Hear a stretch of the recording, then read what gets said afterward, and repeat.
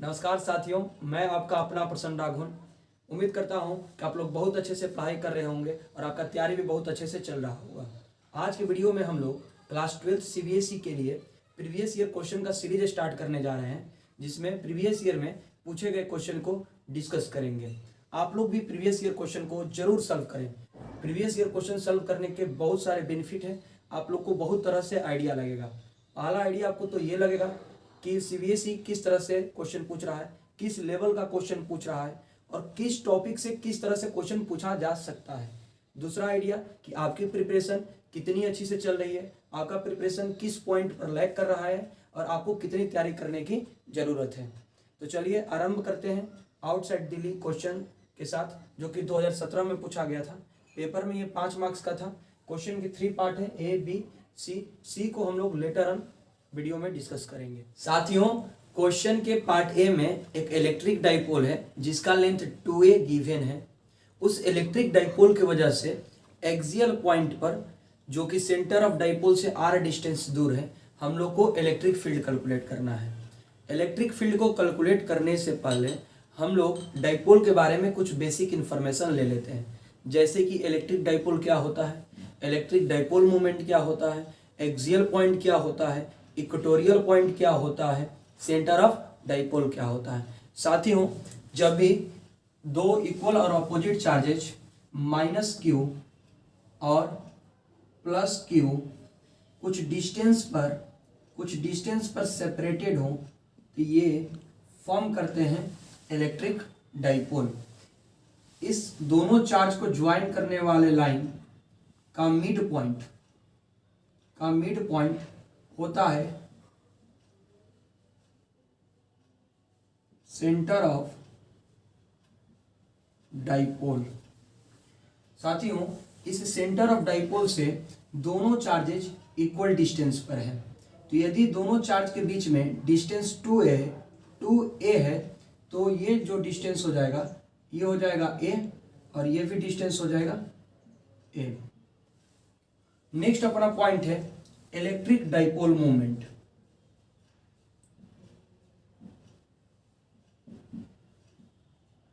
Electric dipole moment product होता है दोनों चार्ज में से किसी एक चार्ज के मैग्नीट्यूड और दोनों चार्ज के बीच का डिस्टेंस। ये एक वेक्टर क्वांटिटी होता है और इसको हम लोग रिप्रेजेंट करते हैं P से।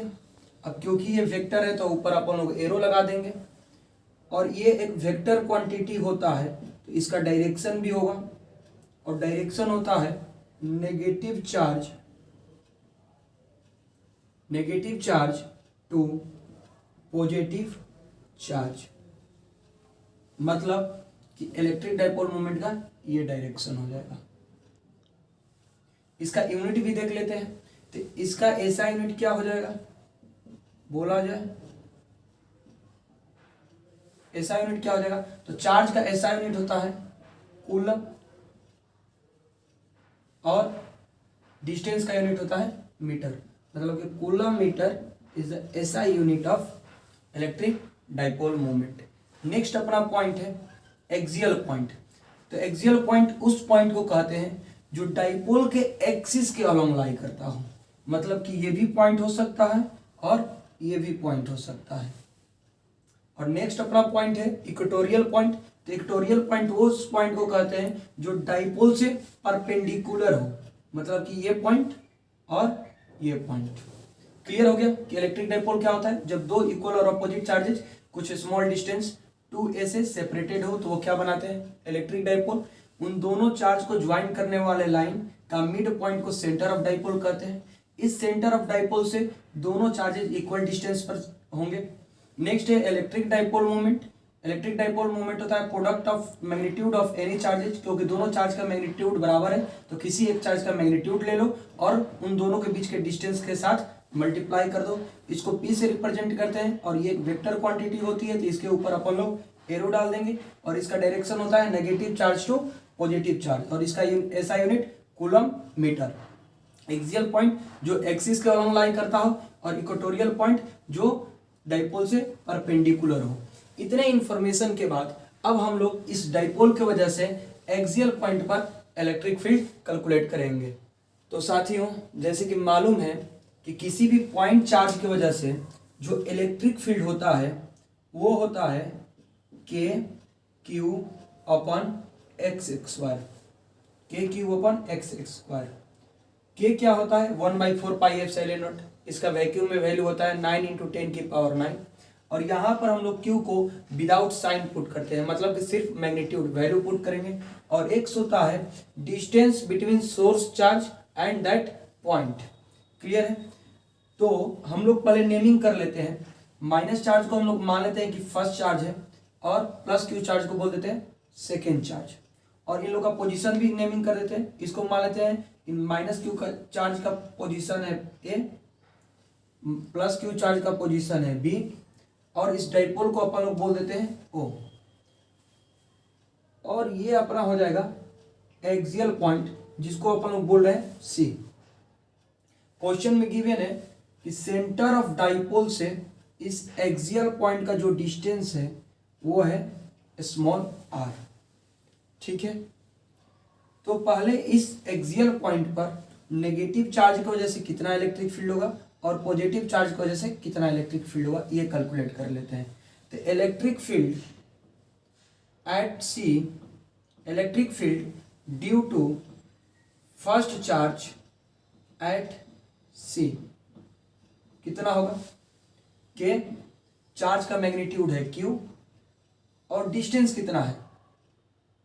साथियों देखिए, ये अपना डिस्टेंस ए है और ये डिस्टेंस आर है, मतलब कि इस नेगेटिव चार्ज से सी पॉइंट का जो डिस्टेंस है वो आर प्लस ए है, मतलब हो जाएगा आर प्लस ए का होल स्क्वायर। और electric field due to second charge at C कितना होगा, तो के चार्ज है क्यू और डिस्टेंस कितना है, तो ये टोटल चार्ज हमारा आर है और ये ए है, तो ये डिस्टेंस कितना हो जाएगा, ये डिस्टेंस आर में से यदि ए को माइनस कर दें तो ये हो जाएगा हमारा total distance B C, R minus A. तो आर माइनस ए का होल स्क्वायर। साथियों, हम लोग को मालूम है कि पॉजिटिव चार्ज की वजह से इलेक्ट्रिक फील्ड अवे होती है और नेगेटिव चार्ज की वजह से electric field towards the charge होती है। तो यहाँ पर इलेक्ट्रिक फील्ड जो होगा E2 का डायरेक्शन अवे हो जाएगा क्योंकि ये पॉजिटिव चार्ज है, और E1 का डायरेक्शन जो होगा वो टुवार्ड्स द चार्ज हो जाएगा क्योंकि ये नेगेटिव है। क्लियर है? अब इस पॉइंट पर हम लोग को नेट इलेक्ट्रिक फील्ड कैलकुलेट करना है। तो नेट इलेक्ट्रिक फील्ड यहाँ पर क्या हो जाएगा, देखिए दोनों इलेक्ट्रिक फील्ड यहाँ पर अपोजिट डायरेक्शन में है, तो यहाँ पर हम लोग लिख सकते हैं कि net electric field E net at C क्या हो जाएगा। अब E2 और E1 में कौन बड़ा है, तो देखिए E1 का डिनोमिनेटर बड़ा है जिसके कारण से इसकी वैल्यू छोटी होगी, और E2 की डिनोमिनेटर छोटा है जिसके कारण से E2 का वैल्यू बड़ा होगा। तो हम ई नेट लिख सकते हैं E2 माइनस E1। ये वेक्टर का साइन क्यों दे रहा हूं, क्योंकि इलेक्ट्रिक फील्ड भी एक वेक्टर क्वांटिटी होती है। क्लियर है? E2 का वैल्यू पुट किया जाए तो E2 का वैल्यू हो जाएगा के क्यू अपन में आर माइनस ए का whole square, are minus A का होल स्क्वायर, और E1 का वैल्यू हो जाएगा के क्यू अपन में आर प्लस ए का होल स्क्वायर। साथियों, यहाँ पर के क्यू को अपन लोग कॉमन ले सकते हैं, तो के क्यू को कॉमन लेने के बाद क्या बचेगा, 1 अपन में आर माइनस ए का होल स्क्वायर माइनस अपन में आर प्लस ए का होल स्क्वायर। इसके बाद यहाँ पर हम लोग एलसीएम ले लेंगे, तो के क्यू एलसीएम लेने में क्या होगा, दोनों मल्टीप्लाई हो जाएगा, आर माइनस ए का होल स्क्वायर और आर प्लस ए का होल स्क्वायर। तो यहाँ पर क्या होगा बाबू, यहाँ पर क्या चीज़ मिसिंग है, आर प्लस ए है, यहाँ पर हो जाएगा आर प्लस ए का होल स्क्वायर माइनस यहाँ पर आर प्लस ए है, तो यहाँ पर क्या चला जाएगा, आर माइनस ए का होल स्क्वायर।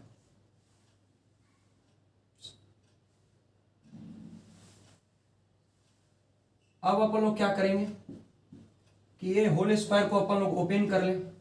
यहां पर हो जाएगा R square plus A square plus 2RA minus R square plus A square minus 2RA, और नीचे साथियों एक फॉर्मूला होता है, ये अलजेब्रा का फॉर्मूला है, आर माइनस ए का whole square into R plus A का होल स्क्वायर हो जाता है R square minus A square का whole square, R square minus A square का होल स्क्वायर। यहां तक आप लोग को दिखाई दे रहा है? ओके, उम्मीद करता हूं कि दिखाई दे रहा होगा। यहां पर आप लोग इस माइनस साइन से मल्टीप्लाई कर देते हैं, थोड़ा सा बड़ा कर देता हूं, तो के Q R square plus A square plus 2RA, ये माइनस साइन को अंदर मल्टीप्लाई करूंगा, यहां पर minus R square minus A square, और ये माइनस प्लस हो जाएगा प्लस 2RA, और नीचे एज इट इज रहने देते हैं R square minus A square का होल स्क्वायर। यहां से आर स्क्वायर और आर स्क्वायर कट गया, ए स्क्वायर और ए स्क्वायर कट गया, तो जो हमारा वैल्यू बचा है वो बचा है के क्यू, और यहाँ पर 2RA प्लस 2RA मतलब कि 4RA अपन में R square minus A square का होल स्क्वायर। ये इलेक्ट्रिक फील्ड हो गया। साथियों इसको यदि एक्सपेंड कर लिखना चाहते हैं, ये ई नेट का वैल्यू अपन आया है। साथियों यदि इसको एक्सपेंड कर लिखना चाहते हैं तो हम लोग के का वैल्यू लिख सकते हैं 1/4 पाई एप्सिलॉन नॉट। इसको ऐसे भी लिखा जा सकता है, E net equal to 1/4 pi epsilon naught. इस क्यू को अंदर मल्टीप्लाई करूंगा। साथियों यहां पर तो जगह ही नहीं है, आप इधर लोग नोट डाउन कर लीजिए, फिर अपन लोग मिटा देंगे इसको। नोट डाउन या स्क्रीनशॉट ले लें। साथियों ये वाला प्रोसेस अब मैं यहां से सॉल्व करने जा रहा हूं। साथियों इस ई नेट को अब मैं यहां पर लिख रहा हूं। अभी के को एज इट इज रहने देता हूं, क्यू को एज इट इज रहने दो। उस 4 को मैं 2 × 2 लिखना चाहता हूं। क्यों लिखना चाहता हूं अभी 2 मिनट के अंदर मालूम चल जाएगा। 2 × A लिख दो इंटू 2R। देखो अभी वो वही है, 2 × 2 4 A × R। इससे क्या हो गया, हमको प्रॉफिट एक बात की ये हो गई कि Q × 2A, Q एक चार्ज का मैग्नीट्यूड है और 2A उन दोनों के बीच का डिस्टेंस है। साथियों इससे क्या हो गया कि Q × 2A क्या हो गया, डाइपोल मोमेंट P। तो हम लोग लिख सकते हैं, और नीचे क्या है R square minus A square का होल स्क्वायर। ये लिखा जा सकता है कि ये हो जाएगा P डाइपोल मोमेंट, और ये हो जाएगा 2R अपन में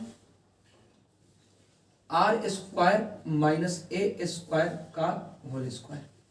जनरली साथियों क्वेश्चन पार्ट बी में भी ये गिवन है R is much greater than A होता है। जो ये आर डिस्टेंस है डाइपोल के डिस्टेंस से बहुत ही बड़ा होता है। तो जनरली क्या होगा, जनरली क्या होगा कि R will be much greater than A. जब आर ए से बहुत बड़ा होगा तो ए का वैल्यू अप्रॉक्स 0 हो जाएगा। ए का वैल्यू अप्रॉक्स 0 होने के कारण क्या हो गया कि यहाँ पर ए का वैल्यू कितना पुट करूंगा 0, तो आर स्क्वायर माइनस 0 का स्क्वायर क्या हो जाएगा आर स्क्वायर, और आर स्क्वायर का क्या है होल स्क्वायर, मतलब कि आर की पावर 4 हो जाएगी। मतलब कि ई नेट का वैल्यू हम लोग ये लिख सकते हैं कि E net is equal to के पी और 2R, और नीचे हो जाएगा यहाँ पर आर स्क्वायर माइनस 0 का स्क्वायर मतलब कि आर स्क्वायर, और यहाँ पर होल स्क्वायर मतलब कि आर की पावर 4, और यहाँ से ये एक कट गया। तो जो ई नेट का वैल्यू आया है साथियों वो आया है 2kp अपन आर क्यूब, 2kp अपन R cube. This is the net electric field due to an electric dipole at axial point. Net electric field है साथियों।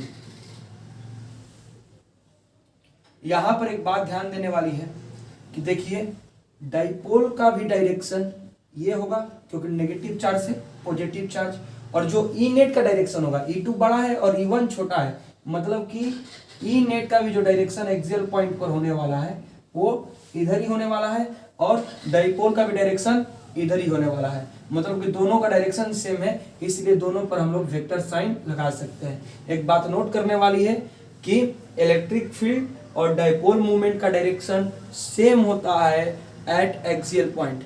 ये क्वेश्चन 2022 में पूछा गया था और ये जो डेरिवेशन है पूरा इलेक्ट्रिक फील्ड का एक्सियल पॉइंट पर, ये भी वेरी इंपॉर्टेंट है। आगे हम लोग इक्वेटोरियल पॉइंट का भी कैलकुलेशन करेंगे नेक्स्ट वीडियो में। क्लियर है ना? यहां तक नोट डाउन कर ले, फिर अपन लोग पार्ट सेकंड को सॉल्व करेंगे। साथियों, जो net electric field eight axial point आया है वो आया है 2kp अपन r क्यूब, क्योंकि इलेक्ट्रिक फील्ड और डाइपोल मूवमेंट एक्सियल पॉइंट पर सेम डायरेक्शन होता है, इसीलिए मैं यहाँ पर वेक्टर लगा दे रहा हूं। साथियों, यहाँ पर 2 कांस्टेंट है, k तो गिवन मीडियम के लिए कांस्टेंट होता है, डाइपोल मोमेंट का वैल्यू भी कांस्टेंट होता है। मतलब कि इलेक्ट्रिक फील्ड जो है वो इनवर्सली प्रोपोर्शनल है r क्यूब की। मतलब कि यहाँ से एक बात लिखा जा सकता है कि electric field is inversely proportional to r cube. यहाँ पर क्वेश्चन नंबर बी में पूछा है कि इलेक्ट्रिक फील्ड वर्सेज r का ग्राफ बनाने के लिए, तो ग्राफ कैसे बनने वाला है? इनवर्सली का ग्राफ बनेगा। अपन लोग एक कोऑर्डिनेट सिस्टम ड्रॉ कर लेते हैं। y एक्सिस पर इलेक्ट्रिक फील्ड को रख लेते हैं, x एक्सिस पर r को रख लेते हैं, तो इन दोनों का जो ग्राफ बनेगा वो इनवर्सली का ग्राफ बनेगा। क्लियर है ना? ग्राफ थोड़ा और शार्प बनेगा क्योंकि ये r क्यूब ऊपर डिपेंड कर रहा है।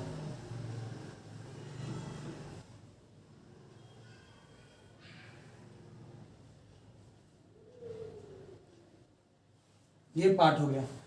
साथियों, उम्मीद करता हूं कि पार्ट ए और पार्ट बी समझ में आ गया होगा। चलिए पार्ट सी को डिस्कस कर लेते हैं। साथियों, क्वेश्चन के पार्ट सी में एक यूनिफॉर्म इलेक्ट्रिक फील्ड है जिसका वैल्यू ई नॉट है।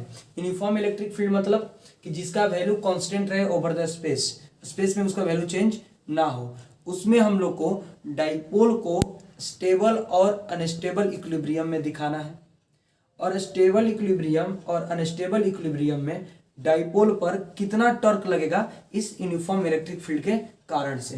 साथियों, पहले तो ये समझ लेते हैं कि इक्विलिब्रियम क्या होता है। तो इक्विलिब्रियम में नेट फोर्स बॉडी पर कितना लगता है? 0, और नेट टॉर्क कितना लगता है? 0 लगता है। और स्टेबल इक्विलिब्रियम हो या अनस्टेबल इक्विलिब्रियम हो, दोनों के कंडीशन में बॉडी का पोटेंशियल एनर्जी मिनिमम रहता है। बॉडी का पोटेंशियल एनर्जी कितना रहता है? मिनिमम रहता है। और किसी भी डाइपोल को यदि हम यूनिफॉर्म इलेक्ट्रिक फील्ड में प्लेस करते हैं तो उस पर जो टॉर्क लगता है, नेट टॉर्क लगता है, वो लगता है P क्रॉस E वेक्टर, क्योंकि टॉर्क भी एक अपना वेक्टर क्वांटिटी होता है, तो वो 2 वेक्टर के क्रॉस प्रोडक्ट से आता है। Net torque on dipole due to uniform electric field कितना होता है? P cross E। साथियों, मालूम है कि क्रॉस प्रोडक्ट को अपन लोग ओपन करते हैं तो हो जाएगा P E साइन थीटा, जहां पर थीटा क्या होता है? जहां पर थीटा क्या होगा? एंगल बिटवीन, थीटा होता है angle between P vector and E vector. Dipole और इलेक्ट्रिक फील्ड के बीच में एंगल जो होता है उसे थीटा कहते हैं। ठीक है, तो साथियों आइए डायग्राम ड्रॉ कर लेते हैं। मान लिया जाता है एक यूनिफॉर्म इलेक्ट्रिक फील्ड है। यूनिफॉर्म इलेक्ट्रिक फील्ड को कैसे ड्रॉ करते हैं? इलेक्ट्रिक फील्ड लाइंस की प्रॉपर्टी होती है कि स्ट्रेट, इक्वल, पैरेलल, इक्विडिस्टेंस जब हो तो उसे क्या कहते हैं? Uniform electric field. पैरेलल नहीं लग रही हो तो मान लेना है कि पैरेलल है। ठीक है ना? और इसका वैल्यू दिया है ई नॉट। ठीक है, तो स्टेबल इक्विलिब्रियम उसे कहते हैं कि जब डाइपोल का स्टेबल इक्विलिब्रियम उसे कहते हैं जब डाइपोल का डायरेक्शन और इलेक्ट्रिक फील्ड का डायरेक्शन सेम हो जाए। डाइपोल का यहाँ पर डायरेक्शन, डाइपोल मोमेंट का डायरेक्शन क्या हो जाएगा? नेगेटिव चार्ज से पॉजिटिव चार्ज, और इलेक्ट्रिक फील्ड का भी डायरेक्शन इधर ही है, एक्स एक्सिस का लॉन्ग। तो यहाँ पर इलेक्ट्रिक फील्ड और डाइपोल मोमेंट का यदि डायरेक्शन सेम डायरेक्शन में हो जाए तो उसे कहते हैं स्टेबल इक्विलिब्रियम। ये कौन सा हो गया? स्टेबल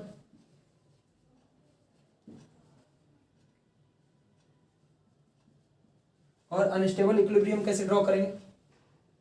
तो अनस्टेबल इक्विलिब्रियम को ड्रॉ करने के लिए हम लोग ऐसे कर सकते हैं,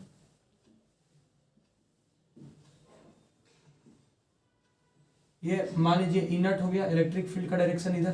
तो अनस्टेबल इक्विलिब्रियम में इलेक्ट्रिक फील्ड और डाइपोल मोमेंट अपोजिट डायरेक्शन में होते हैं। ये क्या हो जाएगा डायरेक्शन? ये डायरेक्शन हो जाएगा, ये डायरेक्शन हो जाएगा डाइपोल मोमेंट का। इसमें इलेक्ट्रिक फील्ड और डाइपोल मोमेंट दोनों अपोजिट डायरेक्शन में है। तो यहाँ पर जो स्टेबल इक्विलिब्रियम में एंगल बनेगा, दोनों पैरेलल है, तो पैरेलल में कितना एंगल बनता है? 0 डिग्री। और यहाँ पर ये अनस्टेबल है, तो अनस्टेबल इक्विलिब्रियम के कंडीशन में कितना एंगल बनेगा? डाइपोल मोमेंट और इलेक्ट्रिक फील्ड में। तो थीटा बराबर दोनों एंटी पैरेलल है, तो हो जाएगा 180 डिग्री।